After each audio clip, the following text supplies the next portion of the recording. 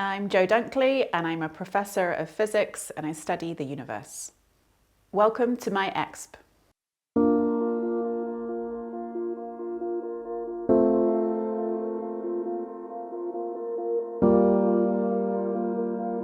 I'm trying to understand the universe as a whole thing, and as part of that there are some really big outstanding questions that we don't understand, at the same time as having made amazing progress in having an idea of the universe as a whole thing.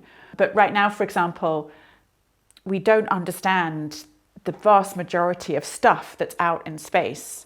Much of it seems to be invisible, and it's not part of our current understanding of physics. We also don't know how the cosmos began, what made it start growing, what happened at the very beginning.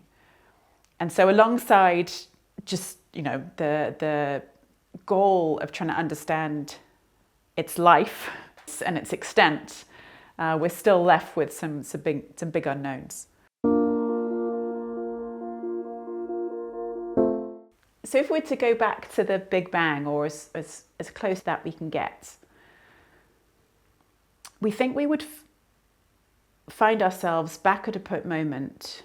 Let's say we're going a fraction of a second after the beginning of time. And I say that because we actually don't know. We can't get back to time zero exactly.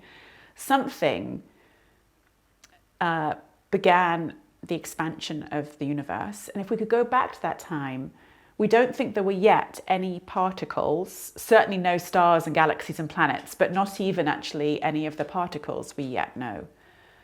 Some of the current ideas, popular ideas, are that perhaps there was just a field of energy back then.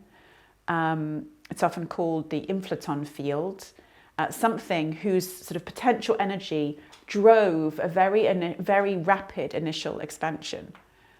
And I will say that we haven't definitively shown that that's true, but that's probably the most popular idea. Very briefly, for a fraction of a second, the sort of energy stored in that field expanded the universe incredibly fast. And then shortly after, it would have decayed, turned into particles and light that we are more familiar with. Now let's think about that. So we would find ourselves now still in the very earliest moments of the universe. We would now have actual particles and light that we know of.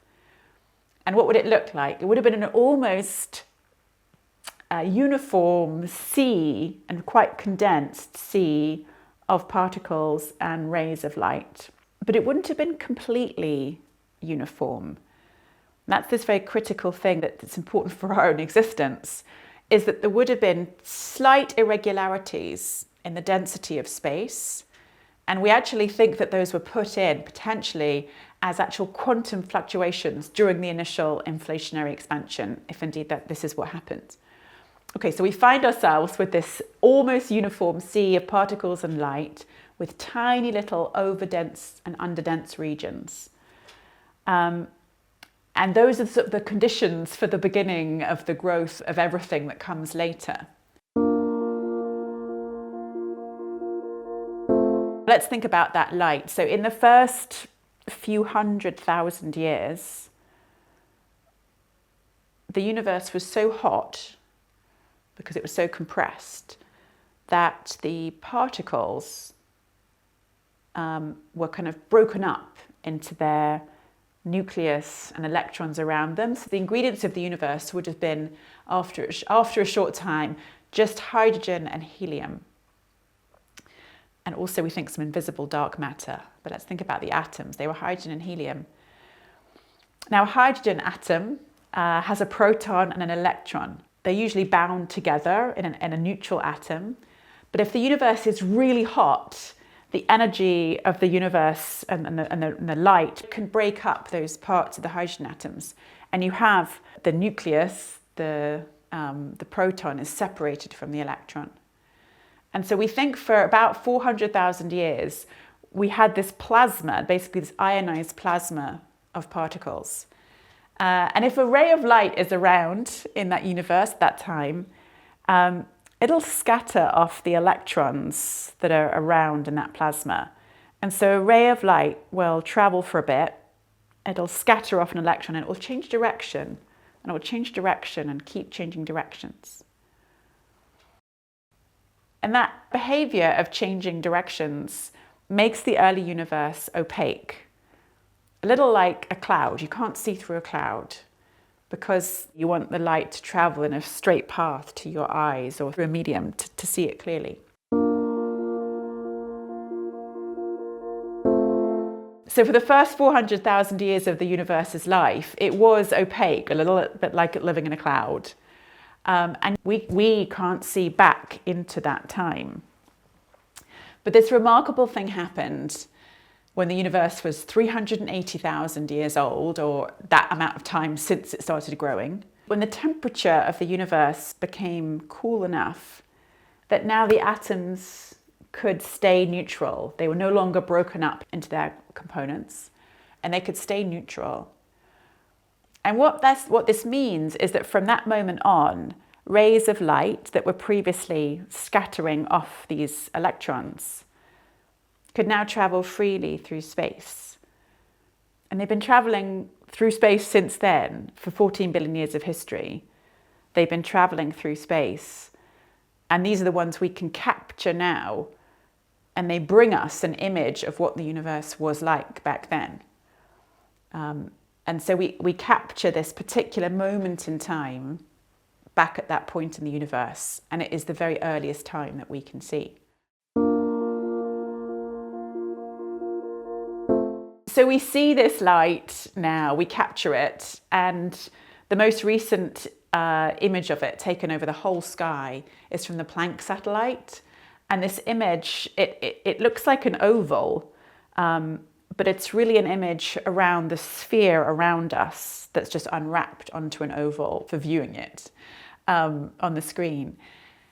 And the blue and red blobs, or spots, capture the intensity of the light that's coming from that time in the early universe's history.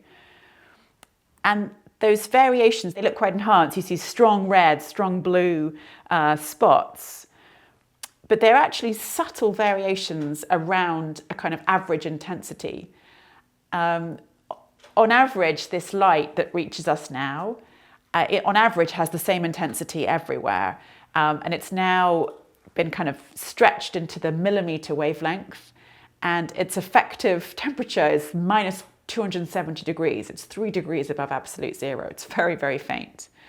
And the variations are on the order of 1 part in a million around that. So when we see those blobs, we're really enhancing the kind of hills and valleys of the density, of the intensity of the light at that time. And what they're tracking is the density of that sea of particles at that time in history. And what I find amazing is that that density, the hills and the valleys of density of hydrogen and helium, are the very beginnings of what makes us much later. Where you have kind of an overdense, where you have a blob in that image, you have an overdense region. Gravity will simply do its job over millions of years, gathering more hydrogen and helium together in different parts of space until you form the very first galaxies, and inside those the very first stars. And only through that do you then get, much later us.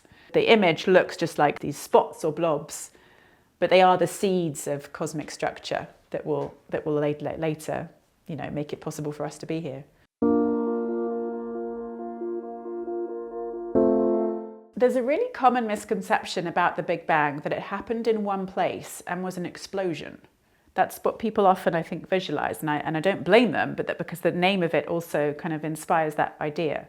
And so people often think about an explosion from one point with everything kind of going outwards from it, and there being some sort of edge to that as well.